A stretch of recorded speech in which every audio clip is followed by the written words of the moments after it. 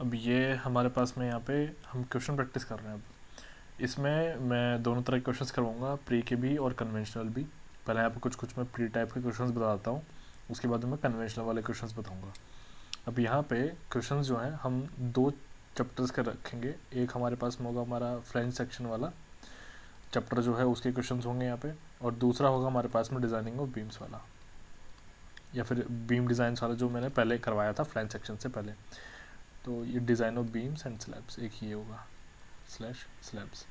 तो यहाँ पे अब मैं आपको बताता हूँ कि फ्रेंच सेक्शन के मैं प्री के क्वेश्चन इसलिए करवा रहा हूँ बिकॉज यहाँ पे थोड़ी सी कॉम्प्लेक्सिसिटी है, क्वेश्चन हल्के से टिपिकल टफ से हो जाते हैं, जैसे कि यहाँ पे आपके सामने यही है।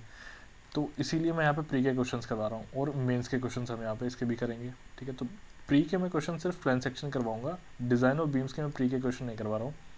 बिकॉज यहाँ पे क्या है कि डिज़ाइन ऑफ बीम्स बहुत ईजी कॉन्सेप्ट से टू द पॉइंट यहाँ पे आता है, तो वो आप लोग सॉल्व कर लोगे। हाँ, एक दो तरह के क्वेश्चन है वो मैं लेकर के आया हूँ जो थोड़ा सा लगता है कि हाँ यहाँ पे थोड़ा सा सोचने का ज़रूरत है, तो वो वाले क्वेश्चन मैं डिज़ाइन ऑफ बीम्स के प्री वाले ज़रूर करवाऊंगा अभी। तो ये चीज़ है। तो पहले हम प्री के क्वेश्चन देखेंगे, फिर हम मेंस के क्वेश्चन देखेंगे। मेंस के क्वेश्चन इसके भी होंगे और इसके भी होंगे। तो पहला जो हमारा प्री वाला सीरीज़ है, उसमें प्री वाले सीरीज़ में यानी कि हम कह सकते हैं कि हमारा फ्रेंच सेक्शन और डिज़ाइन ऑफ बीम्स रहेगा, और फिर मेंस का भी हमारा रहेगा, वो नेक्स्ट लेक्चर रहेगा, उसमें हमारे पास में फ्रेंच और डिज़ाइन ऑफ बीम्स दोनों रहेंगे। ठीक है, तो चलो अब यहाँ पे हम क्वेश्चन देखते हैं, इसको हटा देते हैं। तो यहाँ पे पहला क्वेश्चन हम लोगों के सामने है, क्वेश्चन लिखा हुआ है कि हमें यहाँ पे एक आइसोलेटेड टी बीम दिया गया है, और वो जो आइसोलेटेड टी बीम है वो एक रास्ते की तरह से यूज़ किया जा रहा है। ठीक है, तो वो कह रहा है कि जो हमारा बीम है वो सिंपली सपोर्टेड है, इफेक्टिव स्पैन जो है वो 6 मीटर का है। यहाँ पे उसने आगे हमें फर्दर दिया हुआ है कि इफेक्टिव विड्थ जो है फ्लेंज की वो हमें निकाल करके बतानी है, फिगर हमें यहाँ पे दिया हुआ है। तो अब इफेक्टिव विड्थ बताना है, आइसोलेटेड है, तो आइसोलेटेड के लिए क्या फॉर्मूले हैं, सबसे पहले तो वो याद करो। तो सॉल्यूशन जब हम यहाँ पे करेंगे तो सॉल्यूशन के लिए सबसे पहले तो फॉर्मूले पता होने चाहिए। तो यहाँ पे जो फॉर्मूले हैं वो दो ही फॉर्मूले हैं। एक सबसे पहला हमारा फॉर्मूला यहाँ पे हमारे पास एक फॉर्मूला होता है एल नॉट अपॉन बी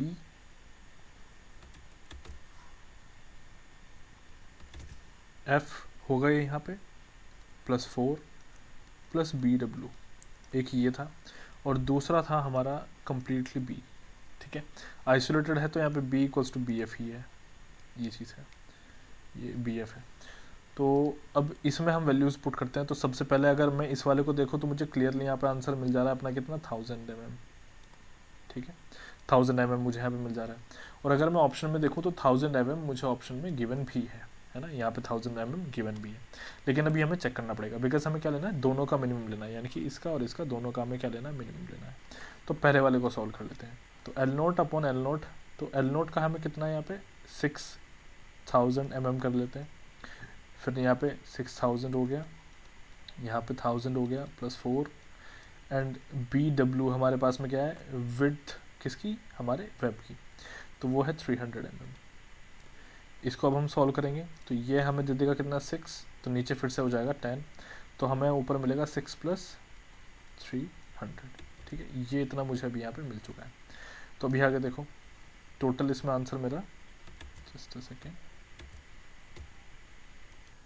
यहाँ पे मेरा आंसर हो जाएगा, जैसे इसको ये 600 हो जाएगा एंड ये हमें यहाँ पे मिल जाएगा 300, तो ये आंसर हमारा आ रहा है 900। अब देखो मिनिमम कौन सा है, यहाँ पे 1000 mm है और यहाँ पे 900 है, तो हमारा जो मिनिमम है वो 900 है, तो हमारा ये हमारा यहाँ पे आंसर हो जाएगा। ठीक है, तो जब हम इसको यहाँ पे करेंगे, इसको सारे को सॉल्व जब हम करेंगे, ये 6000 था, यहाँ पे हमारा 1000 था, मैं थोड़ा गलत बोल गया था, तो जब इसको डिवाइड करेंगे तो 6 हो जाएगा यहाँ पे, और ये 4 तो 10 हो जाएगा, डिवाइड करेंगे 600 आ जाएगा हमारे पास, 600 प्लस 300 ये आंसर आ जाएगा। इसके बाद में नेक्स्ट हमारे पास में ये वाला क्वेश्चन, एक रेनफोर्स कंक्रीट बीम है जिसका विड्थ हमें दिया हुआ है कितना 250 mm दिया हुआ है, इफेक्टिव डेप्थ उसका हमें दिया हुआ है 400 mm, और यहाँ पे 415 स्टील का यूज़ किया गया है। अब इसने उसमें हमें आगे पूछा है कि मिनिमम और maximum amount of tensile enforcement कितना होगा, mm² में पूछा हुआ है। ठीक है, यानी कि उसने एरिया पूछ लिया हमसे, मिनिमम अमाउंट ऑफ स्टील पूछा हुआ है और मैक्सिमम अमाउंट ऑफ स्टील पूछा है, यानी कि AST मिनिमम कितना होगा एक तो ये बताना है, और एक AST मैक्सिमम कितना होगा एक हमें ये बताना है।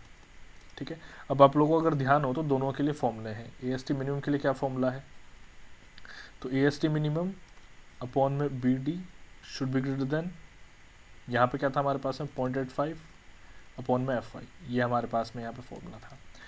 तो यहाँ तो इस तरीके से हो जाएगा। ए एस टी मैक्सिमम के लिए क्या था कि ये था 0.04 बी डी, तो हमारे लिए अभी फ़िलहाल इजी कैलकुलेशन कौन सा है, ये वाला ए एस टी मैक्सिमम वाला। तो ए एस टी मैक्सिमम वाला ये वाला कैलकुलेशन एक बार कर लेते हैं। बी हमारे पास में कितना है यहाँ पे 250, डेप्थ हमारे पास में कितना है यहाँ पे, इफेक्टिव डेप्थ उसने में दिया हुआ है, ओवरऑल डेप्थ नहीं दिया हुआ है, ठीक है। तो एक बार चलो इसी से करके देखते हैं, ये हो गया 400। तो ये हमें यहाँ पे कितना वैल्यू दे देगा, एक बार इसको देख लेते हैं। तो ये मैंने कैलकुलेटर से सॉल्व किया, तो ये मुझे यहाँ पे 4000 mm² जो है इसने आंसर दे दिया। तो एक चीज़ देखो, यहाँ पे 4000 mm² मेरे पास में आया है, तो यहाँ पे मैंने इसको ही क्यों निकाला था पहले।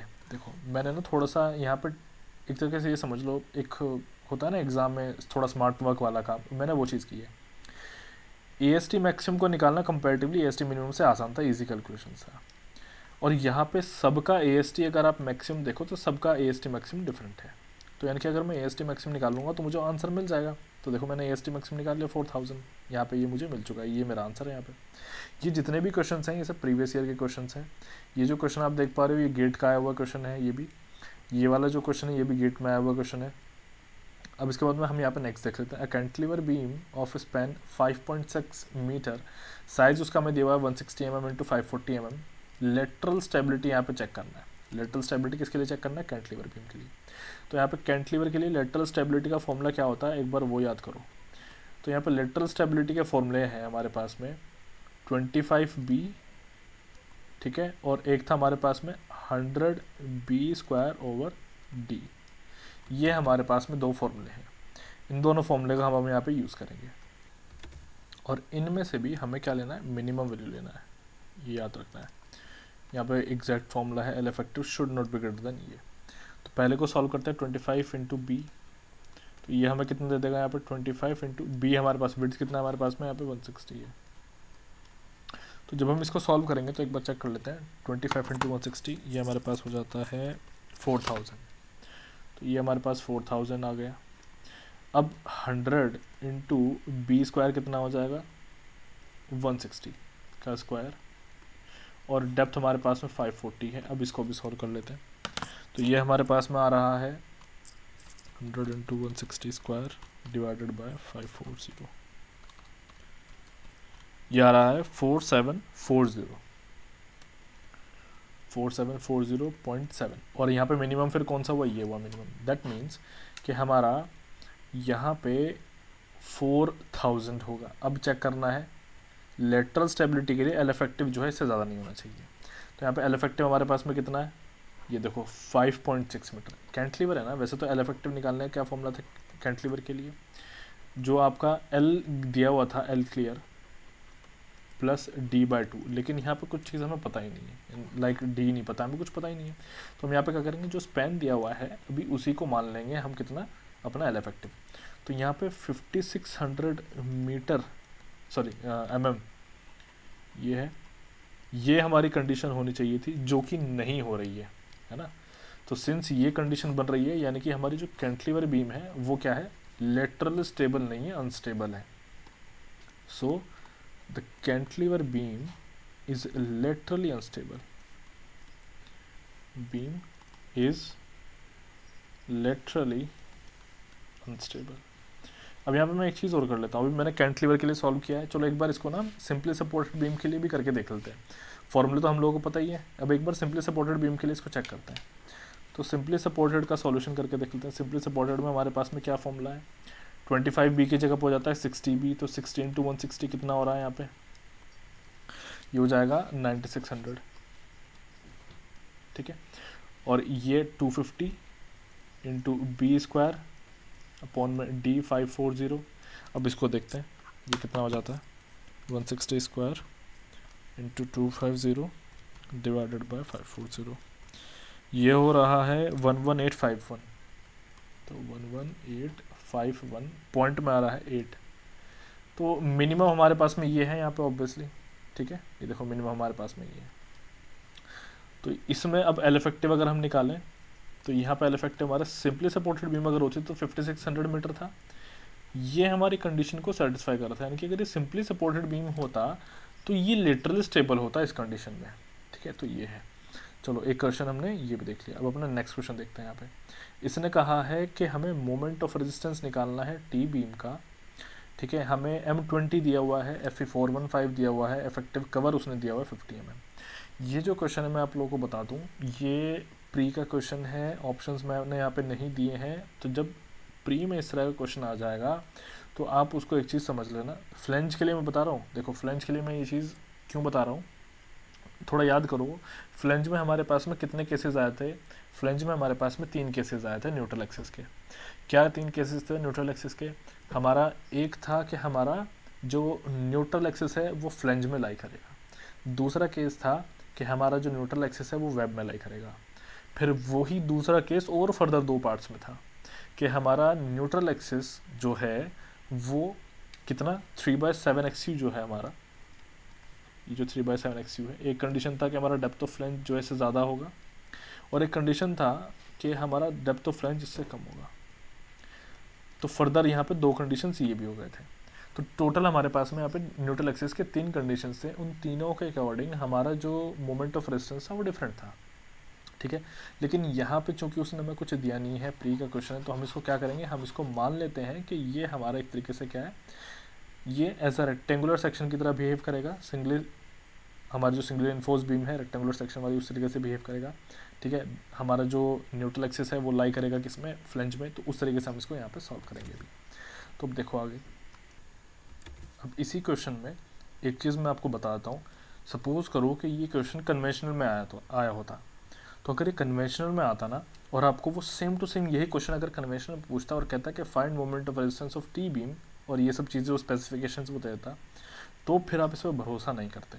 फिर आपको क्या करना होता, फिर आपको ना यहाँ पे चेक्स करने होते हैं। अभी मैं आपको करके दिखाता हूँ। अभी मैंने आपको क्या बताया कि ये प्री का क्वेश्चन है, ठीक है ना, प्री के क्वेश्चन है। तो मैं आपको यहाँ पे दिखाता हूँ कि सबसे मैंने आपको क्या कंडीशन बताई थी कि एक्स यू जो है वो किसके अंदर लाई करेगा, फ्लेंज के अंदर लाई करेगा, यानी कि X U should be less than equals to D F. ये वाला कंडीशन सेटिस्फाई करना चाहिए, है ना, तभी तो वो फ्लेंज के अंदर लाई करेगा। देखो, और इस कंडीशन के बेसिस पे हमें निकालना है यहाँ पे मोमेंट ऑफ रेजिस्टेंस। तो ये मेरे प्री में दी हुई कंडीशन है, प्री के एग्जाम में दी हुई कंडीशन है। अब देख लो, यहाँ पे हम चेक कर लेते हैं, मैं आपको चेक करके दिखाता हूँ। उसी से कन्वेंशनल का आपको एक आइडिया लग जाएगा कि कन्वेंशनल में आपको क्या करना है। चेक कर लेते हैं इसको। तो यहाँ पे C इक्वल्स टू टी होगा, यानी कि compressive force equals to tensile force होगा। तो यहाँ पे 0.36 FC के एक्स यू बी एफ, ये बी एफ क्यों, ये विड्थ है हमारी, बी जो है विड्थ है, एफ यानी कि फ्लेंज, ये 1000 आएगी यहाँ पे वैल्यू, ठीक है, फ्लेंज की विड्थ क्योंकि यहाँ पे 1000 है, इंटू 0.87 यहाँ पे होगा FY/AST, ये चीज़ होगी। तो एक्स यू आप यहाँ पे अब सॉल्व करो ज़रा। तो 0.87 FY/AST अपॉन में 0.36 FC के बी एफ। अब आप क्या करो, यहाँ पे सारी की सारी वैल्यूज़ पुट करोगे। तो यहाँ पे 0.87 FY आपको दिया हुआ है कितना, 415 हो जाएगा आपका FY, यहाँ पे FY, ठीक है, ये रहा। देन उसके बाद में AST ये आ जाता है 1962.5। ये मैंने सॉल्व किया हुआ, ये एक्चुअली मुझे याद ही हो चुका है। मैं आपको बताता हूँ, जब भी 4 आपको बार्स दिए हुए होंगे और 25 डायमीटर होगा, मोस्टली यही दिया हुआ होता है, तो उसका आंसर हमेशा 1962.5 होता है, यानी कि एरिया ऑफ स्टील जो होता है इतना होता है, ये मुझे याद हो चुका है। तो 0.36 इंटू FC के हमारे पास में कितना 20, BF हमारे पास में यहाँ पे कितना 1000। तो इसको जब मैं यहाँ पे सॉल्व करूँगा तो यहाँ पे देख लेते हैं ये कितना आ रहा है। तो ये 0.87 इंटू 415 इंटू 1962.5 डिवाइडेड बाय 20,000 0.36, तो ये आ रहा है 98.41। ये देखो कितना आ रहा है, 98.41 आ रहा है, यानी कि ये डेप्थ ऑफ फ्लेंज से तो कम आ रहा है ना, यानी कि हमारी ये वाली कंडीशन सेटिस्फाई हो रही है। तो अब एक चीज़ समझो, अगर यहाँ पे ये कंडीशन सेटिस्फाई नहीं होती ना, सपोज करो ये कंडीशन सेटिस्फाई नहीं होती, कन्वेंशनल में आ जाओ, प्री में आपको चेक करने की जरूरत नहीं है, लेकिन कन्वेंशनल में होता तो जितना स्टेप मैंने यहाँ से शुरू किया है यहाँ तक ये आपको चेक करना पड़ता। चेक करते, मान लो यहाँ पे सेटिस्फाई हुई तो फिर आप इसके अकॉर्डिंग मोमेंट ऑफ रेजिस्टेंस निकाल लेते। मान लो ये सेटिस्फाई नहीं होती, फिर आप मोमेंट ऑफ रेजिस्टेंस अपनी नेक्स्ट कंडीशन के अकॉर्डिंग निकालते हैं। और वो नेक्स्ट कंडीशन क्या होती है कि आपका एक्स यू जो है वो डी एफ से ज़्यादा है। फिर यहाँ पे फर्दर 2 केसेस आपको और चेक करने होते हैं। क्या 2 केसेस चेक करते कि आपका जो 3/7 एक्स यू है वो लेस देन डी एफ है, या फिर आपका जो 3/7 XU है वो ग्रेटर देन DF है, आपको ये भी चेक करने होते हैं। मान लो आप यहाँ पे सेटिस्फाई नहीं होते तो फिर आपको यहाँ तक आना पड़ता है, फिर आपको यहाँ आने के बाद में आपको क्या करना पड़ता है, फिर आप कैलकुलेशन अपनी करते हैं आगे और फर्दर। तो ये चीज़ है। चलो अभी यहाँ पे मैंने आपको बता दिया, अब देख लो अब इसका सॉल्यूशन निकालते हैं, मोमेंट ऑफ रेजिस्टेंस निकालते हैं। तो मोमेंट ऑफ रेजिस्टेंस अब यहाँ पे कैसे निकाला जाएगा, बिल्कुल उसी तरीके से 0.36 FCK XU BF D minus 0.42 XU, same to same वही तरीका है रेक्टेंगुलर सेक्शन वाला, सिंगल इनफोर्स बीम वाला। तो यहाँ पे 0.36 इंटू FCK हमारे पास में कितना 20, XU आया 98.41 इंटू BF हमारे पास में 1000 है, D हमारे पास में कितना है यहाँ पे 500, ये जो 500 है ओवरऑल डेप्थ है और 50 mm इफेक्टिव कवर दिया हुआ है यानी कि 450 माइनस 0.42 इंटू 98.41, ये हो जाएगा। इसको जब आप सॉल्व कर लोगे तो आपके पास में आंसर आ जाएगा। चेक कर लेते हैं एक बार।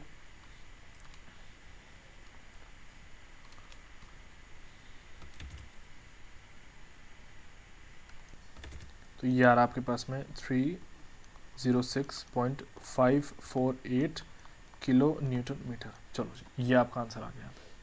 अब नेक्स्ट देख लेते हैं अपना नेक्स्ट क्वेश्चन।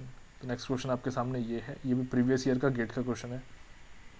ये आपके सामने लेफ्ट साइड में जो है ये सेक्शन गिवन है, यहाँ पे राइट साइड में उसने कहा है सारी चीज़ें रखी हैं कि गिवन है यहाँ पे XU का वैल्यू 100 mm से ज़्यादा है, ठीक है 100 mm, देखो ये रहा यहाँ पे 100 mm, और ये गेट का क्वेश्चन है ऑब्जेक्टिव।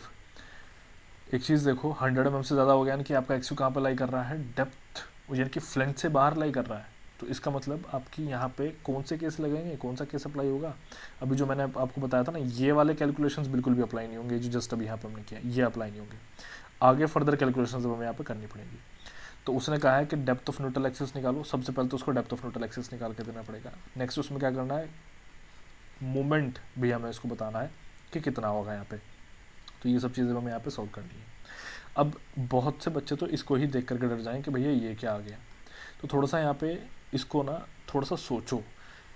जब मैंने कन्वेंशनल के बारे में आप लोग को बताया था फ्लैंज सेक्शन में, डिटेल से फ्लैंज सेक्शन में आपको समझा रहा था, तब मैंने क्या किया था, जो आपका फ्लैंज सेक्शन था इस तरीके से, उस फ्लैंज सेक्शन में से मैंने रेक्टेंगुलर सेक्शन को एकदम अलग कर दिया था, अगर आप लोगों को ध्यान होगा तो। और फिर मैंने एक और कैलकुलेशन की थी, मतलब ये अगर मेरा रेक्टेंगुलर सेक्शन है इतना, ये रहा नीचे वाला रेक्टेंगुलर सेक्शन, इसको मैं अभी अलग कर देता हूँ, इसको अलग कर दिया था मैंने इतना, ये जो पर्पल से मैंने अभी किया है इसको अलग कर दिया था।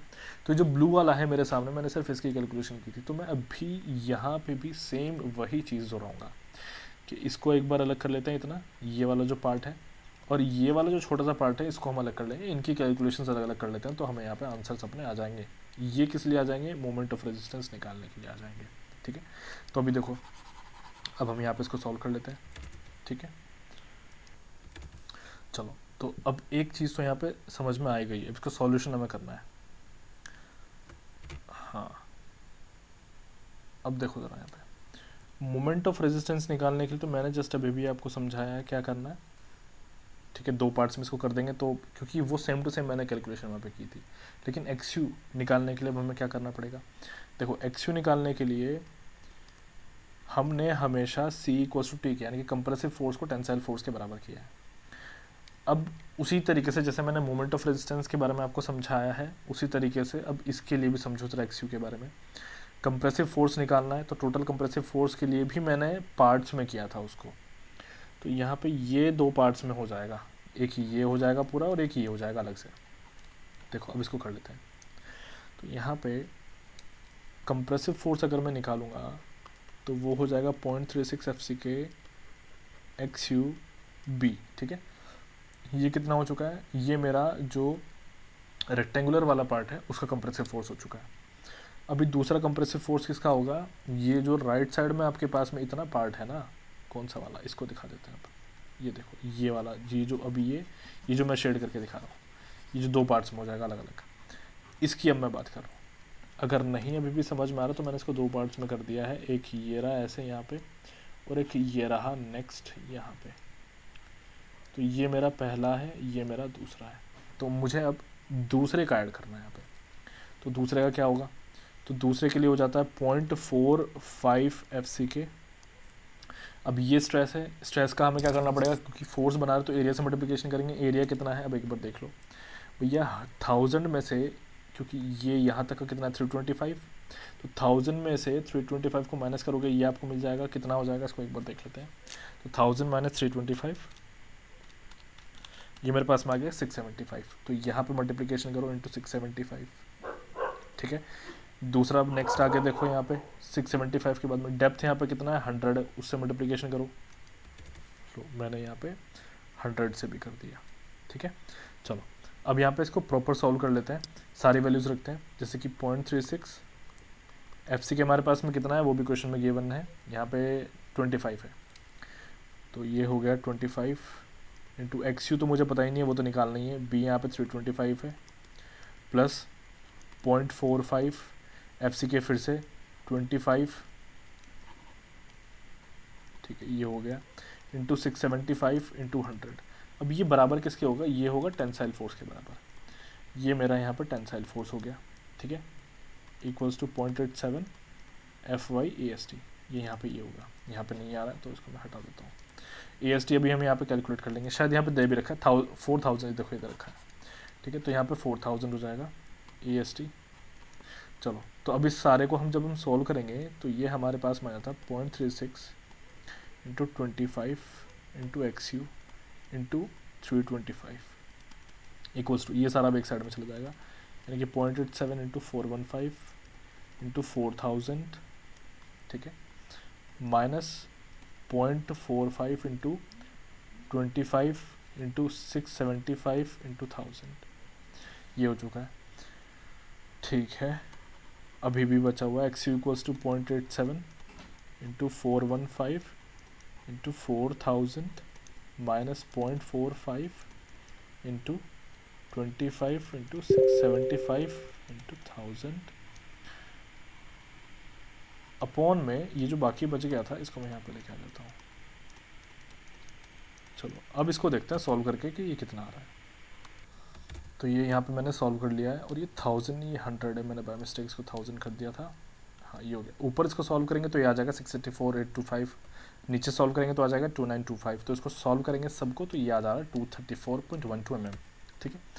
अब यहाँ पे एक बार ऑप्शन चेक कर लेते हैं, तो यहाँ पे ऑप्शन तो उतना एग्जैक्टली है नहीं, लेकिन 236 दिया हुआ है, तो ये हमारा यहाँ पे आंसर हो जाएगा, ठीक है। अगर आप लोग चाहो तो चेक भी कर सकते हो, कैसे, यहाँ देखो उसने क्या कहा है, treat section as under reinforced, यानी कि सेक्शन को हमें कैसे लेना है, अंडर इन्फोर्स्ड लेना है। सेक्शन हमारा क्या है, अंडर इन्फोर्स्ड है। तो चेक कैसे करेंगे कि हमारा आंसर सही आया कि नहीं। ये जो XU का वैल्यू आया है इसको हम कंपेयर कर लेंगे अपने XU लिमिटिंग से। XU लिमिटिंग यहाँ पे सॉल्व करना, FE415 दिया हुआ है, यानी कि 0.48 D हम यहाँ पे करेंगे। D का वैल्यू हमारे पास में कितना, एक बार चेक कर लेते हैं, 570 है, तो यहाँ पे 0.48 इंटू 570, तो ये हमारे पास में कितना आ जा रहा है, अभी देख लेते हैं, 570 इंटू 0.48, ये आ जाता है 273.6। लो जी 273.6। तो एक चीज़ देखो, तो हमारा XU जो है वो कम आ रहा है XU लिमिटिंग से, यानी कि ये तो अंडर इन्फोर्स्ड है अपने आप ही, है ना, और वही चीज़ उसने हमें क्वेश्चन में यहाँ पे दे रखी है। तो हमने जो सॉल्यूशन किया वो बिल्कुल सही किया, ये हमारा चेक भी हो गया। इस तरीके से ही चेक किए जाते हैं। अब यहाँ पे देख लो, हमें क्या निकालना, find movement carrying capacity as per lesson. अब यहाँ पे मूवमेंट कैरिंग कैपेसिटी हमें निकालना है, तो मूवमेंट कैरिंग कैपेसिटी के लिए हमें क्या करना पड़ेगा, उसी तरीके से हम यहाँ पे क्या करेंगे, दो पार्ट्स में इसको कर देंगे, ठीक है। जैसे हमने दो पार्ट्स में भी XU निकाला है, उसी दो पार्ट्स में हम इसको क्या करेंगे, इसका मोमेंट ऑफ रेजिस्टेंस निकाल लेंगे। अब देख लो मोमेंट ऑफ रेजिस्टेंस कैसे निकाला जाए, थोड़ा सा मैं आप लोगों को यहाँ पे बता देता हूँ। वैसे तो जिन्होंने पिछला लेक्चर देखा होगा और समझा होगा उनको तो ये चीज़ अंडरस्टूड हो रही होगी। ये हमारा एक पार्ट है और ये मेरा उसमें दूसरा पार्ट है, ठीक है। ये यहाँ से यहाँ तक कितना है, 100 है, और ये यहाँ से यहाँ तक है 675, ठीक है। ये यहाँ से यहाँ तक है 325, एंड यहाँ तक ऊपर से ये 570 है। चलो अब यहाँ पे मोमेंट ऑफ रेजिस्टेंस निकालते हैं। तो जब हम यहाँ पे मोमेंट ऑफ रेजिस्टेंस निकालेंगे तो वो भी दो निकलेंगे, MOR भी यहाँ पे दो निकलेंगे, एक निकलेगा MOR1, एक निकलेगा MOR2। इसका निकलेगा यहाँ पे MOR2 और इसका निकलेगा यहाँ पे MOR1। तो MOR1 तो बिल्कुल उसी तरीके से निकलेगा एग्जैक्टली जैसे हमारा रेक्टेंगुलर सेक्शन के लिए निकलता है, यानी कि 0.36 एफ सी के X U B D minus 0.42 X U. लो जी ये हो गया। एम ओ आर टू देख लो अब यहाँ पे कैसे निकलेगा। तो सबसे पहले तो फोर्स निकाला जाएगा, ठीक है। तो पहले फोर्स निकाल लेते हैं, ये एक्स यू कर दिया मैंने, इंटू 100 इंटू 675। लो जी ये हमारा फोर्स हो चुका। अब क्या करेंगे, अब मुझे यहाँ पे जो मेरा टेंसाइल फोर्स है वहाँ तक का एक लीवर आर्म चाहिए होगा, और वो कहाँ से चाहिए होगा, इसके सेंटर से, ठीक है ना, इसके सेंटर से चाहिए होगा। तो सेंटर कहीं यहाँ पर लाई करेगा, तो यहाँ से यहाँ तक ये मेरा यहाँ पे बनेगा लीवर आर्म 2, ये मेरा लीवर आर्म बन जाएगा। तो अब इसके लिए करो, तो लीवर आर्म बनाने के लिए ये डिस्टेंस कितना हो रहा है, पी एफ 570 माइनस ये जो 100 है, इस 100 का हाफ कर दो, 100/2। तो इन दोनों का एडिशन कर देंगे तो हमारे पास में यहाँ पे आंसर आ जाएगा। तो अभी मैं वैल्यूज़ रख के इनको सॉल्व करके देखता हूँ कि ये कितना आ रहा है। अब देखो, तो अब देखो अभी मैंने इसको सॉल्व किया है सभी को। तो यहाँ पे ये मेरे पास में आया है 322.99 किलो न्यूटन मीटर, और इसको सॉल्व किया तो ये मेरे पास में आया 394.875 किलो न्यूटन मीटर। अब दोनों को जब हम ऐड कर देंगे तो ये मेरे पास में आ रहा है 717.865 किलो न्यूटन मीटर। अब यहाँ पे ऊपर देखो, तो यहाँ पे मेरा ऑप्शन ये जो पहले वाला है ये मैच हो रहा है, ये मेरा यहाँ पे आंसर आ गया, ठीक है। तो इस तरीके से इसको हमें सॉल्व करना था। अब यहाँ पे नेक्स्ट क्वेश्चन देख लेते हैं। नेक्स्ट क्वेश्चन हमारे पास में ये है, कैलकुलेट करना है यहाँ पे इफेक्टिव विड्थ, ठीक है, फ्लेंज का इफेक्टिव विड्थ कैलकुलेट करना है, आइसोलेटेड है और यहाँ पे सिंपली सपोर्टेड है, इफेक्टिव स्पैन उसने हमें दिया हुआ है। तो ये जो क्वेश्चन है ये बिल्कुल जो हमने सबसे पहला क्वेश्चन किया था उसी तरीके से सेम टू सेम ये भी क्वेश्चन है। देखो यहाँ पे ये वाला क्वेश्चन किया था ना, सेम टू सेम वैसे ही क्वेश्चन है। इस क्वेश्चन को आप लोग खुद से सॉल्व कर लेना, मैं इसलिए इसको नहीं करवा रहा हूँ क्योंकि ये क्वेश्चन यहाँ पर रिपीट हुआ। अब यहाँ पे नेक्स्ट क्वेश्चन देख लेते हैं। अच्छा ये वाला क्वेश्चन भी सेम उसी तरीके से है, बस ये क्या है कि कॉन्टिन्यूस वाला हो गया केस। तो यहाँ पे कैलकुलेट करना है मैं इफेक्टिव फ्लेंज, ठीक है। इसको भी आप लोग जब सॉल्व करोगे तो आपको मिल जाएगा। यहाँ पे 2 फॉर्मूले अप्लाई करने हैं, मैं आपको बताता हूँ। यहाँ पे 2 फॉर्मूले कैसे अप्लाई करने हैं, जैसे मैंने आपको बताया था कि एक फॉर्मूला आपका यहाँ पे हमारे पास में ये होगा L0/6 + BW + 6DF, एक फॉर्मूला ये होगा। और एक फॉर्मूला हमारे पास में क्या होगा, B1/2 + BW + B2/2, ठीक है। तो ये दोनों फॉर्मूला अप्लाई कर लेना, जहाँ से भी आपके पास में मिनिमम आएगा वो वाला आप ले लेना, ठीक है। ये आपका यहाँ पे आंसर यहाँ से आ जाएगा, मिनिमम आपको यहाँ पे वैल्यूज़ लेनी है। चलो इसके बाद में यहाँ पे नेक्स्ट क्वेश्चन हम देख लेते हैं। अच्छा यहाँ पे कन्वेंशनल अब रहेंगे, यहाँ तक हमारा ये कंप्लीट हो गया है, प्री वाला सीरीज़ जो था, ठीक है। चलो अब नेक्स्ट लेक्चर देखेंगे।